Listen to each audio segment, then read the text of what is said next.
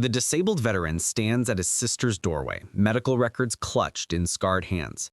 As she slams the door in his face, "You're not welcome here, Mike. Not around my kids. Not on Thanksgiving." Her lawyer husband smirks from behind her shoulder. "Maybe spend less time with your biker trash friends and get a real job."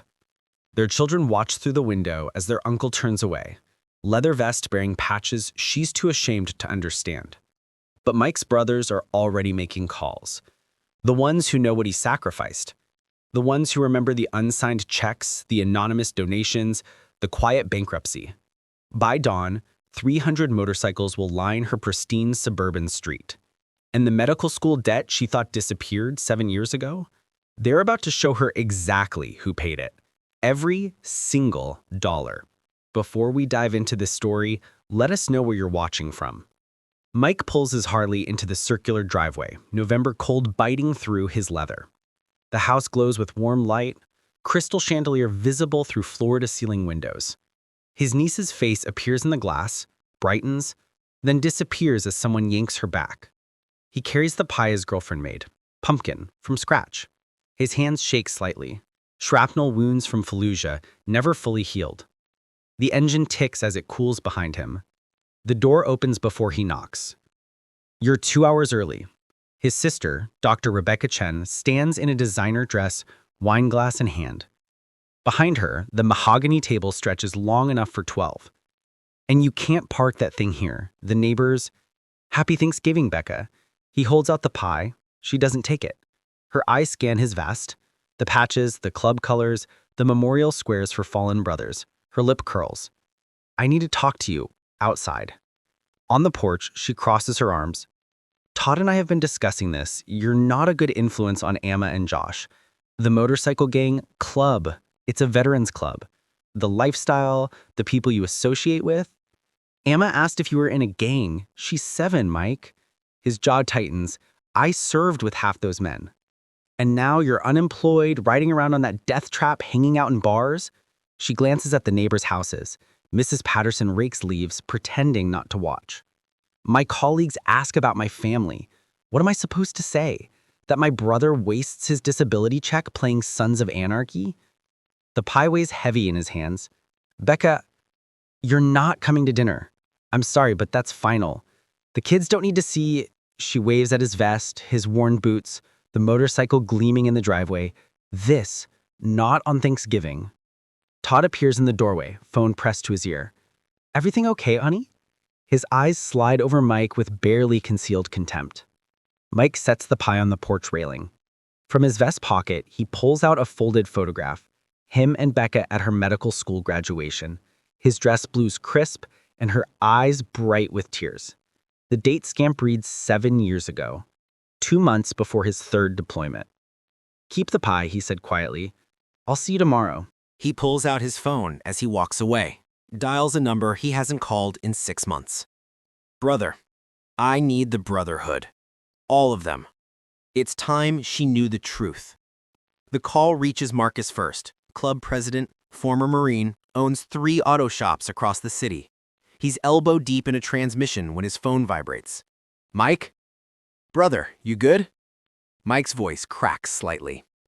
"Remember what we did for Becca? The medical school thing?"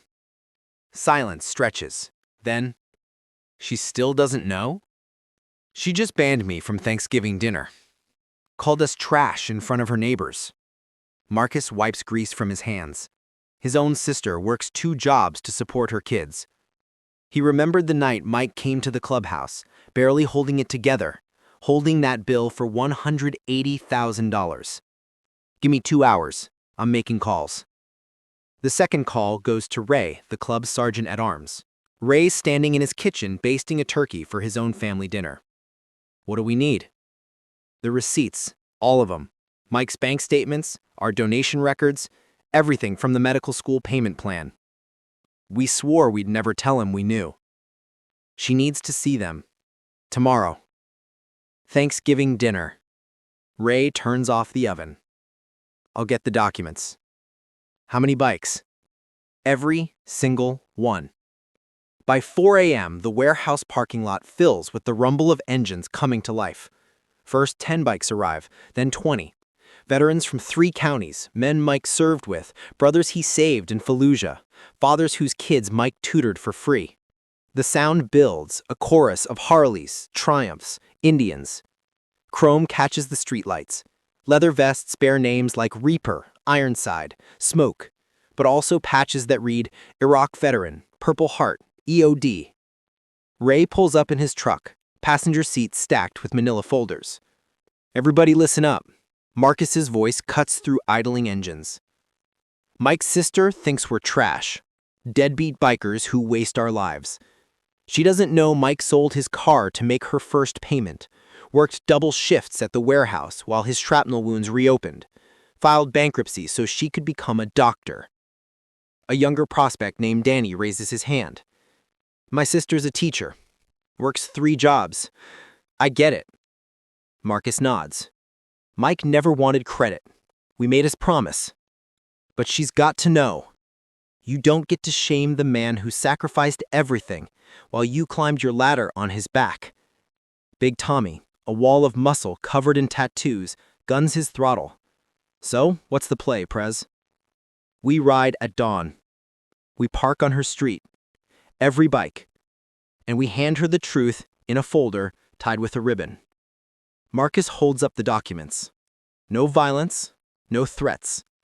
Just 300 witnesses to watch her face when she realizes who she really is. Silence falls. Then Ray speaks. Mike's gonna hate this. He's proud. Pride's got no place when family spits on you. Mount up. The convoy moves as one through sleeping suburbs. Engines echo off expensive homes. Porch lights flicker on. A woman in a bathrobe drops her newspaper. A jogger stops mid-stride. The sound is biblical. Thunder rolling through tree-lined streets where nothing louder than a leaf blower usually intrudes. They arrive at Rebecca's house at 7 a.m., just as the sun crests the horizon. 300 motorcycles line both sides of the street, engines idling in perfect synchronization. Rebecca's front door opens. She stands frozen in her pajamas, coffee mug suspended halfway to her lips. Todd appears behind her, face draining of color. Marcus kills his engine. The sudden silence is deafening. He walks to her door, boots clicking on her stone pathway. In his hands, a manila folder tied with a red ribbon. Dr. Chen, we need to talk about your brother. Her hands tremble as she takes the folder. Her neighbors fill their yards now. Mrs. Patterson clutching her robe, the Johnsons recording on their phones. What is this? Her voice barely carries. Marcus doesn't smile. Open it. Inside, bank statements, showing Mike's account drained to $47. Payment receipts to Johns Hopkins University Financial Aid Office. Loan transfer documents bearing anonymous donor signatures. A bankruptcy filing dated 6 months after her graduation. Her knees buckle. Todd catches her elbow. $180,000. Marcus says quietly. Paid over 4 years. Mike worked 3 jobs. Sold his car to make her first payment.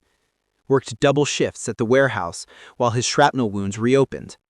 Filed bankruptcy so she could become a doctor. When he ran out of money, 23 of us.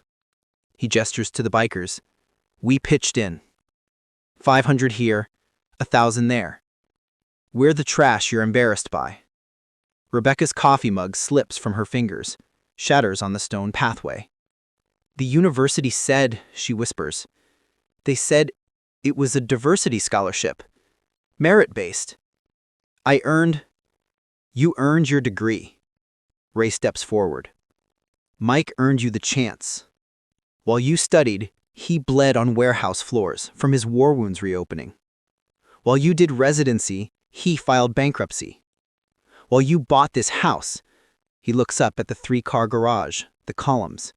He lived in a studio apartment with no heat. Mike's motorcycle pulls up last, engine cutting through the silence. He walks through the corridor of bikers, limping slightly. Stops at the bottom of her steps. I never wanted you to know. His voice cracks. I just wanted you to be happy. to have what I couldn't. Rebecca collapses on her porch, folders scattering.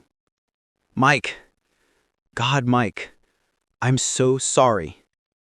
Emma and Josh appear in the doorway. Uncle Mike?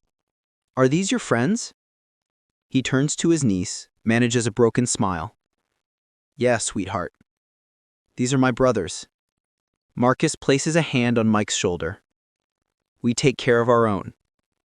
Always have. Always will. 300 engines roar to life in unison. Not a threat, but a promise. The bikers salute as they pass. One by one, they disappear down the street, until the rumble of memory remains. Mike stands in his sister's driveway, holding his niece's hand, as Rebecca holds the truth she can never unknow. If this story moved you, share it. Subscribe for more stories of brotherhood and justice.